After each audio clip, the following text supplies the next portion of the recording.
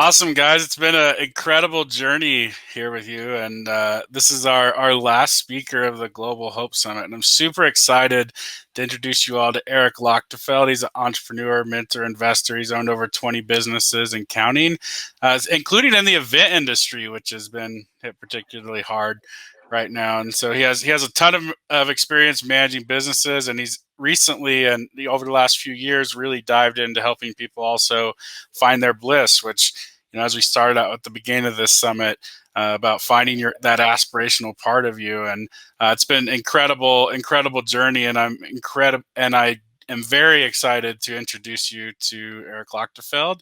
And I'll let you take it from here, Eric. Hello, everybody. I love that I'm closing this out today, so thank you for that honor. And I'm truly honored to be here, and thank you, Tim Wolf, and all the organizers of the Global Hope Summit for asking me to present today. So this topic is near and dear. My topic is on the changing event industry and what happens after COVID. I want to start by saying I don't have a crystal ball, but I do have a heck of a lot of experience. I'll talk about that in a moment. But in order to discuss this topic properly, I think it's probably important that everyone listening today know what has actually occurred thus far beyond what you might have read about the event industry. So that way we're all on the same page when thinking critically about the solutions and what may or may not happen in the future. So hopefully that works for you guys. Since the event industry is really quite broad, I'm going to focus on just two specific industries within the greater event industry. And they're both industries that are really near and dear to my heart, and that I know a fair amount about because I own businesses in each of them currently. They are the live music events industry and the personal development event industry. So just to quantify myself, because I think you should always know who you're hearing from and who you're learning from, I'm a longtime owner of the very first live performance theater ever built in California. And on a personal development business, I'm the proud owner of Bliss Champions. And I've produced over 1,000 events in my career. I lost track a long time ago. I've employed over 1,000 people for sure along the way. I've written about $25 million worth of checks to artists in genres from music to comedy to performing arts, you name it, to play in my venues. And I've been in and out of putting on personal development events for really a few decades, having generated over $100 million in sales within the personal development industry, exclusively with events over my lifetime. So that's my experience, but now for my thoughts. So let's talk about the retreat industry first, because I think that one is a little bit rosier at the moment. So before COVID struck, the self-improvement industry was a $9.9 billion global industry with expectations to reach 13.2 billion by 2022. The lion's share of the revenue was being generated by live events. Everything from massive Tony Robbins events in arenas to large conferences in Las Vegas to seminars in hotels virtually around the world to local gatherings to exotic destination retreats. The world was really booming with personal development events. And who wouldn't want to do them? They're fun. You get to be around people. You get to travel. You get to personally grow. Then COVID struck, and pretty much all live events in this industry were postponed. Notice I said postponed, not canceled. And why am I making this distinction? Because if you are an event producer with ticket revenue in hand for an event that was supposed to occur after COVID struck, it is unearned revenue till you deliver your event. That means it's sitting on your balance sheet as unearned revenue. And the only way you can convert those ticket sales to revenue is to deliver the event your customer paid for someday in the future, or get the customer to agree to exchange it for another product, perhaps a virtual product. So if you cannot do either and your event is actually canceled, then you have to give the money back. Problem is, you probably use that ticketing revenue for a future event to survive and pay for expenses when the revenue faucet got turned off. So my best guess, guys, and I'm totally guessing here, is that there's probably $1 billion with a B in unearned revenue sitting on balance sheets without without the actual money to back it up anymore. That's a really big problem for the events industry. Fans are going to be super pissed off that their hard-earned money is going to be gone when things start up again. So I want to be clear that that's happened. And how much of this is the case in the personal development industry is anybody's guess. I know for sure I was supposed to go to a Tony Robbins event in San Jose. I think it was end of March or early April. That was in an arena. 12,000 people paid a few grand for those tickets. And those salespeople do not stop calling me. And their sole agenda on this earth is to get me to say yes to converting my live tickets that I bought for several $1,000s to one of their virtual events. Why? Because they're trying to take that revenue as unearned and get it to be earned. It's very, very smart, but not everyone in the event industry has that capability. So I just want to make sure, since we're not only talking about big picture things, let's kind of drill down and take a look at the personal development company I own. So we're not just talking about what we think is happening, and somebody can profile you exactly what's happening. When 2020 started, my company, Bliss Champions, in the personal development space, had approximately 50 customers that were both monthly subscribers to a mastermind that actually took place virtually, but also included a spot in a retreat that was supposed to happen in 2020. By the end of April, only 3 customers had dropped out of my mastermind due to financial concerns brought on by the pandemic. By the end of May, though, another 2 people had dropped out, meaning we had lost 10% of our 2020 customers in less than 60 days. Those were hard fought for customers in 2019, but not bad in the scheme of things, actually. And I'm sure many more personal development companies had a much worse fate than that. So our retreats, on the other hand, had a whole different experience. Of our 50 customers that were supposed to attend up to 6 retreats, they got to choose from these 6 different locations, right? We ended up giving customers the option to opt out of a retreat due to COVID or just being afraid to travel or not being able to travel. But they could stay in the program if they wanted to, the mastermind virtual portion, or they could stay in and do the retreat as planned. Very few business owners would share this kind of information, but I'm just going to let it rip. Only 12 of the 50 ended up doing a retreat. 76% of my customers did not. And that's not because we don't run world-class retreats. We do. And that's not because we didn't make it as safe as possible for people to travel. This means that we had to reduce our number of retreats from 6 to 2. We hosted a retreat in Cabo in August because Cabo's open, has been since July, and one here in the United States this month. So big, big difference to our business. And I've had a lot of contacts in the retreat industry, and I can tell you right now that barely any of them have pulled off any retreats. So the fact that we even pulled off 2 and got everybody home safely and nobody picking up any illness at all is a minor miracle. But the primary reason we did not lose more was that we delivered the lion's share of our coaching online via Zoom, and we've been doing it now for really 2 years.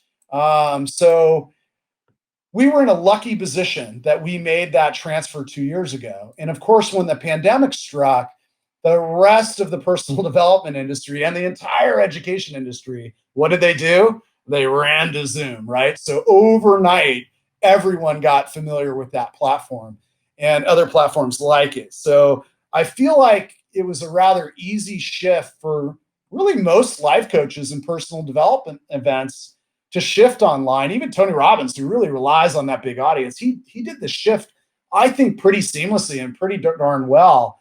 Because in the end, personal development is really about teaching and transformation, and virtual platforms can handle this quite well. So now I'm getting into the hope aspect. And I do think one of the biggest trends going into 2021 will be the industry combining in-person and virtual events. I had a lot of my customers that said, hey, look, I'm too fearful to travel, but hey, can you tape the speeches and the activities? And we weren't really set up for that. So the answer was no. I didn't want to give a crappy product of holding up an iPhone, nor did I want to add another person to the travel situation to come down and film it properly. But I do think in 2021, events that are live, that can combine in-person and virtual so that you can choose based on your comfort level is really going to be the next big thing. And then people are going to find that they like that. I don't want to go to that hotel in Vegas every year and sit in that lame conference room for 9 hours and then have to get plastered at some Vegas casino bar afterwards. So that might be here to stay, is a prediction I'm throwing out. I don't think we're ever going to get rid of live events because too many people prefer that, and they do love the experience of travel and doing these things. But to accommodate those that prefer to network in person as well as those that may not be ready to travel just yet, I think that's probably the key. Now, if you have put on an event this year like I have, I can tell you right now, we're definitely going to see a trend of producing new health protocols. That's just a fact. So I know for our retreats the past 2 months, we went as far as to acquire COVID tests from China that give a result in 15 minutes. You heard me right, 15 minutes. Nothing shoved up your nose and taking a week to get the info back to you. And they only cost $35 per test. And I know some of you are going to be like trying to email me now asking me where I got these things, but you got to buy them in boxes of 40.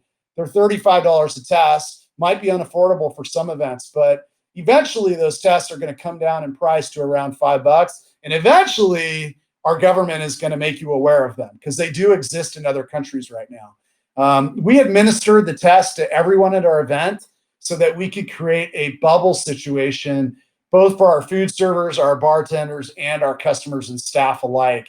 And I'll tell you, it was a game changer for sure. So expect protocols to come in. United Airlines just announced that they're going to be doing tests at the airport now.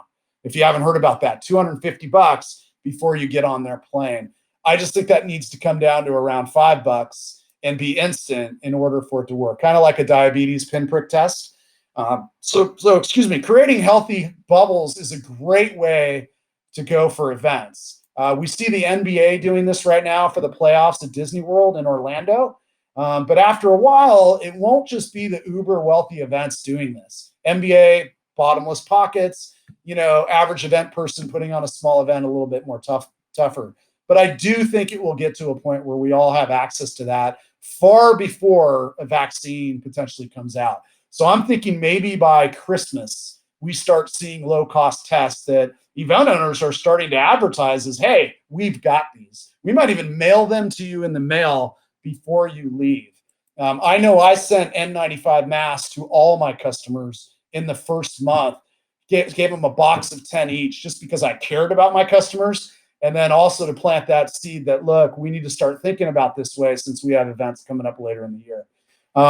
There will also have to be changes in contractual terms. So that's going to be another thing that you might not even notice, but you might want to start reading the fine print on things that you buy, especially if you're going to buy a cruise experience or something on a cruise ship. Losses were in the billions, and event owners and ticket buyers both quickly realized that they should have paid way more attention to their contract terms, the terms and conditions, the fine print. And ingenuity is another area that's going to be a must. If we are to continue to provide spacing and health protocols, we need to really look at how we meet creatively, right? Especially if the whole 6 feet thing is going to stay in place. We can pull that off, but the event industry is going to have to get really, really creative. So those are kind of the big trends that I'm predicting for the next year. And some of them may become preferable, like events that you can both not go to yet see virtually. I also noticed during this pandemic that really millions of people woke to the understanding that life is precious and we only have one. So people have realized that they need to live it and don't want to waste their time on this earth that's left.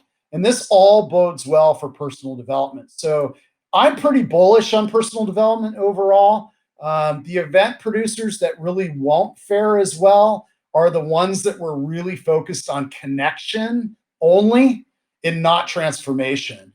You know what I'm talking about? These were the big party events that you would go and sure, you'd see a speaker or two on stage, but then you'd party your brains out till 4 a.m. and then get up at 6 a.m. and do rock and roll yoga and do it all over again. And by halfway through the day, they're hosting conferences on microdosing. So I'm not blaming any of that. That stuff was a lot of fun, but that can't transfer virtually. And it sure as hell isn't going to be as fun watching it virtually. So those events are really going to have to to change a lot because they're more like the concert industry, which I'm going to touch on next. And it's much harder to convert that atmosphere to online. So all in all, I have a lot of faith that the personal development industry will survive and continue to thrive. And I do mean events, both live and virtual. So I'm bullish on that. I'd bet all day on that industry is going to be just fine. We're going to need it more than ever after this whole COVID experience. Now, to contrast that, moving on to the live music event industry, I've been in and out of it for 25 years. I helped start the Vans Warped Tour when I was just a kid, 25 years old. I now own the Golden State Theater in Monterey, California. It's a 1,000-seat live entertainment venue. Before COVID hit, I was hosting about 75 live concerts, both music and comedy, per year, and doing just over $2 million in annual revenue. Before 2017, I owned the Fox Theater in Silicon Valley. I was doing $5 million a year and 120 events a year. So that was my pace for nearly a decade. So I hope you do feel I know a little bit of what I'm talking about here.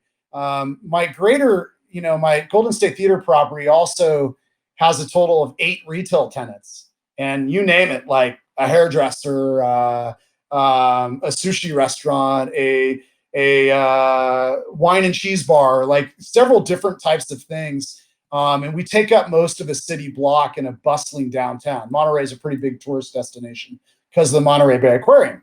So many would say that we are kind of the heartbeat of our downtown and a driving economic engine for the restaurants and coffee houses on our street. So I can tell you on Friday, I can't remember the exact date, but I think it was like March 19th, whatever that Friday was around that time. I showed up to work to a sold out concert at my theater. And just like I had done hundreds of times, I was ready to put on a good rock show. Only this time, there had been sporadic news reports about a possible virus. Think how naive I sound right now, right? A possible virus making its way to the American shores from China, and that the gathering of people might not be such a good idea. Think how funny that is to say it that way now. So call me an early adopter, because a few days before this sold out show, I got a little spooked by an article I read in this context, and I actually bought a box of latex gloves at the supermarket, at Safeway. And I also ordered protective eyewear from Amazon because I'm thinking, oh, shaking hands, touching stuff, and then people's saliva, whatever, floating through the air and going through your eyeballs, right? So, we just had Steve Young on. He could probably have done a much better job describing that way of contacting stuff. But I've gotten sick enough over the years from patrons shaking my hand and then sneezing in their hands, and I ask them what's wrong, and they go, oh, I got the flu. So most of my illness comes from shaking hands. I wish it were banned forever.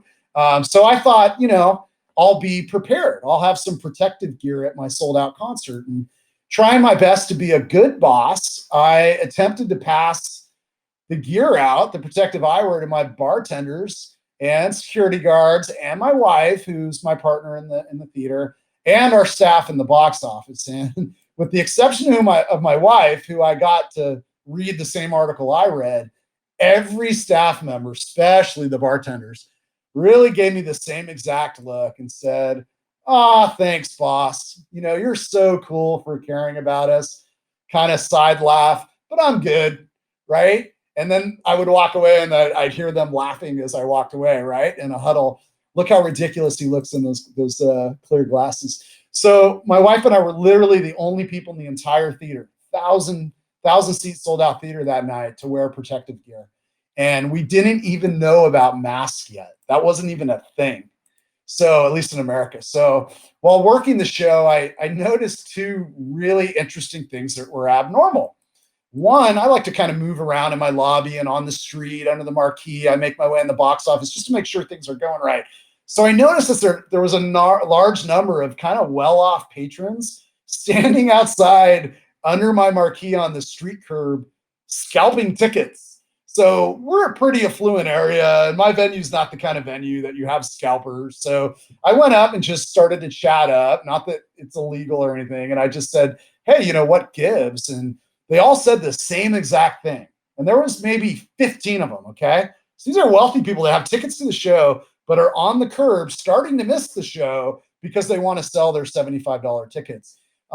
They said that they had invited friends to the show, and that their friends called last minute to say that they were not coming because of the news reports about this possible virus thing. Okay. And this is where it's going to get wild for you guys to hear. The second thing that I noticed after we shut the box office down about an hour into the show was that there was a huge stack of envelopes with tickets in the will call box that hadn't been picked up yet. Now that's unusual. Usually you have maybe 5 envelopes. I counted them. There were 57 envelopes, with each envelope containing at least 2 tickets or more, sometimes as many as 8. So this was a $75 show. So do the math. Out of curiosity, I counted up. I opened all the envelopes and I counted the uncollected tickets. The number came to just over 200.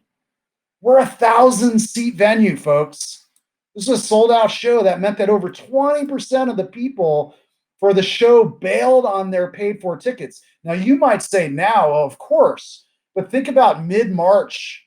We didn't really know what was going on, right? And people love their money. They don't want to just walk away from it. And this is unheard of in my industry, maybe 2 to 5%, but over 20%.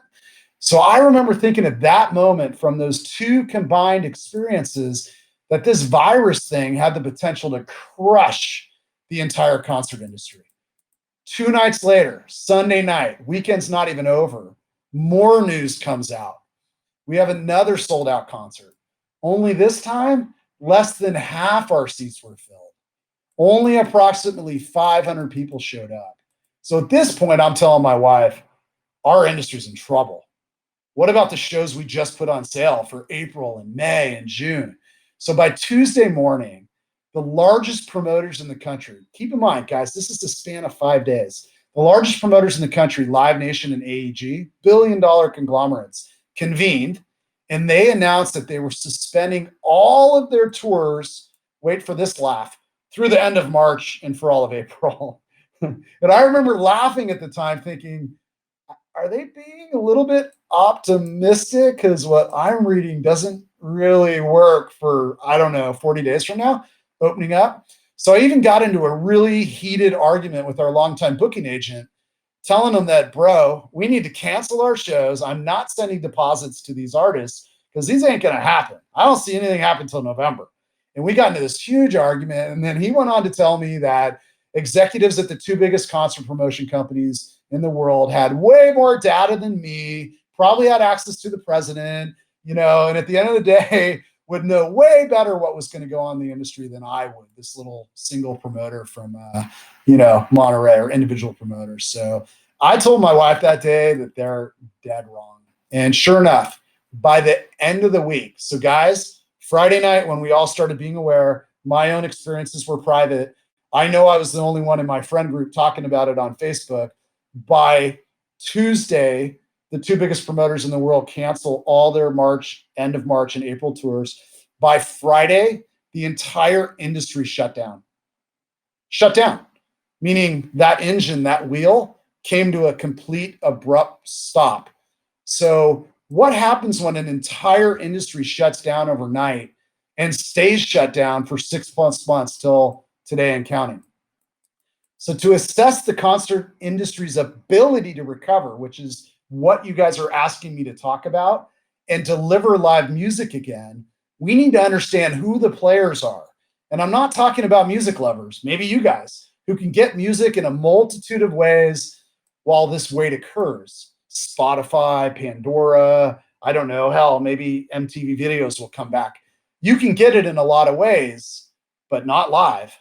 And I'm talking about the business and the employees who support the live music industry. So I will kind of list them in the order of maybe the food chain and how it works. So this is our industry. Number 1, artists.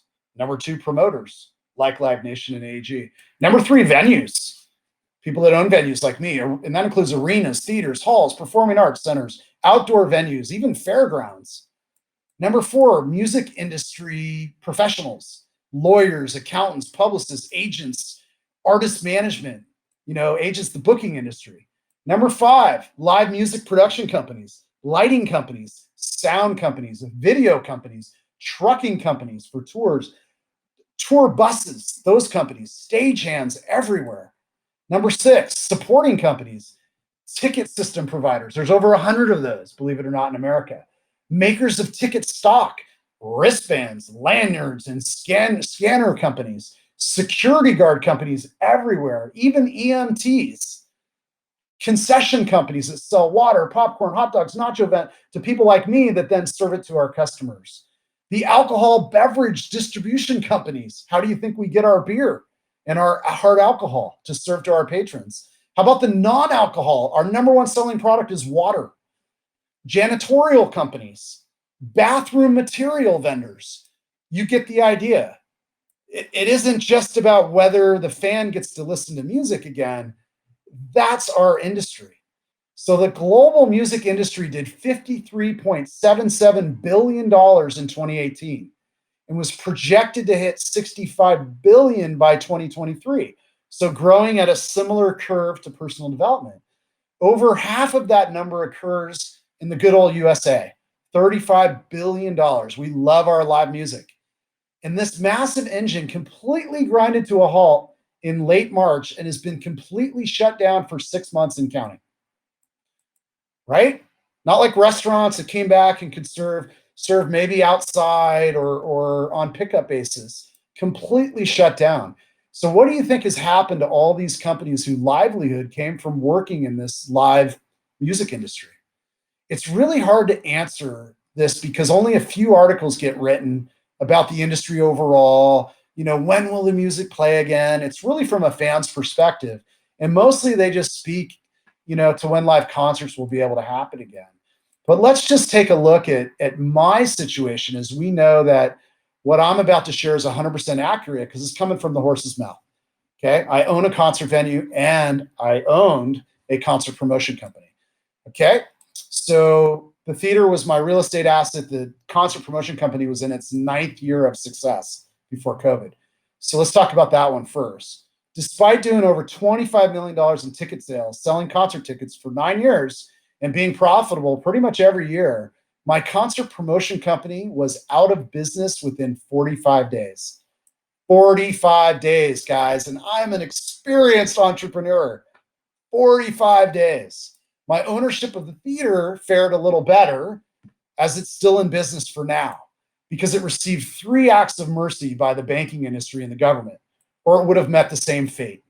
We got 3 lifelines through a mortgage cancellation for 6 months by our CDC SBA lender. Thank God my mortgage was with the federal government. Many venues weren't. A matching mortgage reprieve by our other lender, interesting enough, a Chinese bank. And finally, a $150,000 loan at 3% interest from the government from one of their lending programs that they rolled out to everybody. So that all happened in the span of those same 45 days. Right? And why this company is alive. And it enabled me to actually pivot. And I have 8 other retail tenants, and I was able to give all of them a 6-month rent reprieve as well. Now that started April 1st. Can anybody do good math here? So when is my reprieve over? November 1st. So over a dozen vendors that provided services to my theater were told that we were shut down till November at the soonest. This is me, March, trying to predict when the music was going to start again. Naive. This included a small security company, our alcohol and concession providers, our sound engineers, our lighting engineers, our production managers, our janitorial staff, ticket takers, box office staff, and stagehands. All had to find new work in a different industry during a global pandemic recession. I did make the decision to keep 2 of my full-time employees on full salary, but more out of mercy than a good business decision. You know, one had just donated half his kidney to save his mom's life, so he was really susceptible to COVID. And the other one is a mom, and she, you know, this is her sole source of income to provide for her baby girl. I just couldn't do it. You know, the business side of me said, cut. But the human side of me said, I can't make that call. I just can't. So I charted a course to at least survive till November 1st. And I've been on that course. So that means I tied off the leaky faucet as much as I could. While some of my tenants may start paying me rent as the landlord of the greater property on November 1st, my theater promoters won't because they just can't operate. So it costs about, put this in perspective, because I'm just one venue, It costs $35,000 per month to carry my theater property, paying mortgages and other expenses, keeping the water on, PG&E, all that kind of stuff. If the theater can't open November 1st, and it cannot, I know it cannot, I start eating a large percentage of this amount monthly. And don't worry about me. I'm fine. I have many other businesses and many sources of income, but let's just pretend I don't. And this is my sole business, which most venue owners just have one venue. What do I do? That's the $1 million question. Okay. What do I do? And this is for just one little music venue in Monterey that holds 1,000 seats. How many music venues are in the world? There are so many, I couldn't get an answer to this question. I went on Google and I tried. They actually list by country all the venues in the world, but there were so many I couldn't even count. So we're talking tens of thousands. So likely most of them are already done. Their doors are closed and they're not coming back. Or they're in even, I don't know how else to say it, guys. So I know that doesn't sound really hopeful, but I'm talking about the current owners not coming back. Fortunately, the real estate should stay because most of these old places are really protected under historical codes and things like that.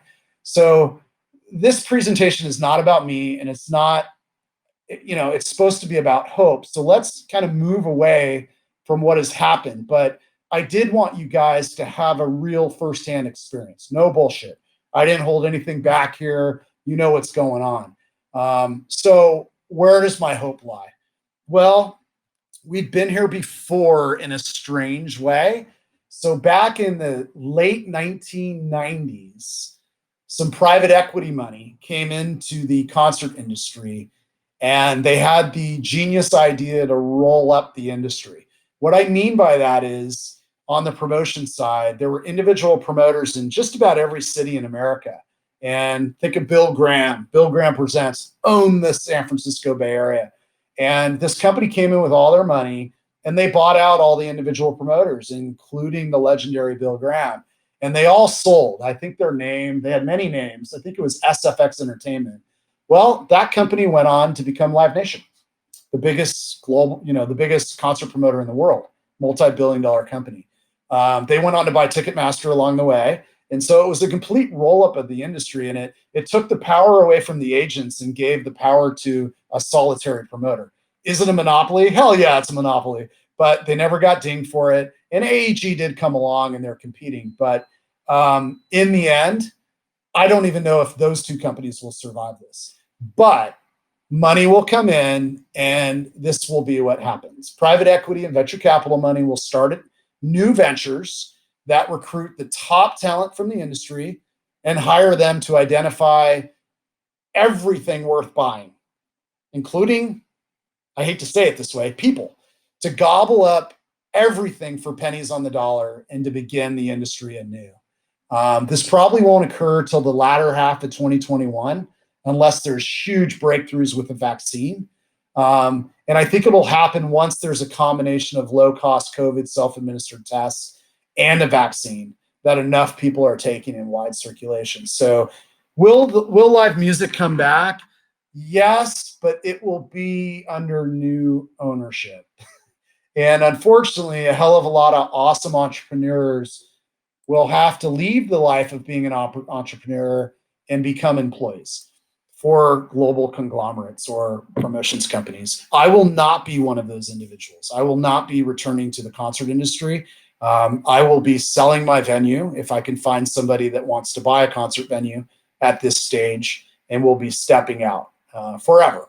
And so a lot of people have already been forced out. For me, it's a choice.